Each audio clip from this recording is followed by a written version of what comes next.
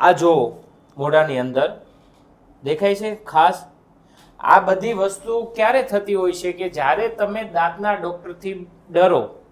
આ બેન હતા, બેન છે, દાંતના ડૉક્ટરથી ખૂબ ડર લાગતો હતો, એટલે અત્યાર સુધી દાંતના ડૉક્ટર પાસે આવતા ડરતા હતા. મોઢાની અંદર પોપડી જમા થઈ હતી, ધીરે ધીરે ધીરે ધીરે ધીરે પોપડી વધી છે.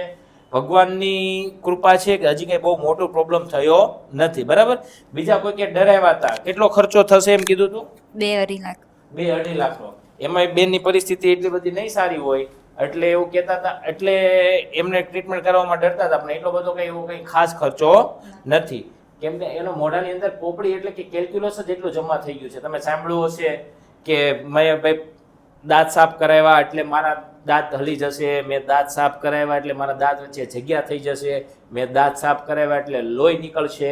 પણ આ બધું ક્યારે થતું હોય કે જ્યારે તમે ડૉક્ટર પાસે મોડા પહોંચો ત્યારે આ બધી વસ્તુ તકલીફ થતી હોય. આગળ મેડમ કહેશે. ઓકે, તો આપણે હવે એમની ટ્રીટમેન્ટ ચાલુ કરીશું. તમને ઓલરેડી સરે બતાવી દીધું કે એમના દાંતની શું હાલત હતી. હવે આપણે પહેલા તો સૌથી પહેલા સફાઈ કરીશું. સફાઈ કરીને પાછા મળીએ. હું તમને બતાવું કે ખાલી ફક્ત સફાઈ કરવાથી કેટલો ફરક પડી જાય છે, એમની દાંતની કન્ડિશનમાં કેટલો સુધારો આવે છે, એ અમે તમને બતાવીશું.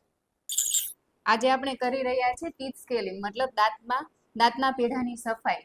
જો તમે જોઈ શકો છો આમાં કેટલી છારી જામેલી છે. ખોલો તો બેન, બંધ કરો.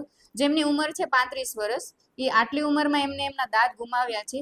તમને જો શરૂઆતમાં જ લોહી નીકળતું હોય પેઢામાંથી, તો આજે જ અમારા હોસ્પિટલની મુલાકાત લો અને આવી રીતે દાંત ખરાબ થવામાંથી છુટકારો લ્યો.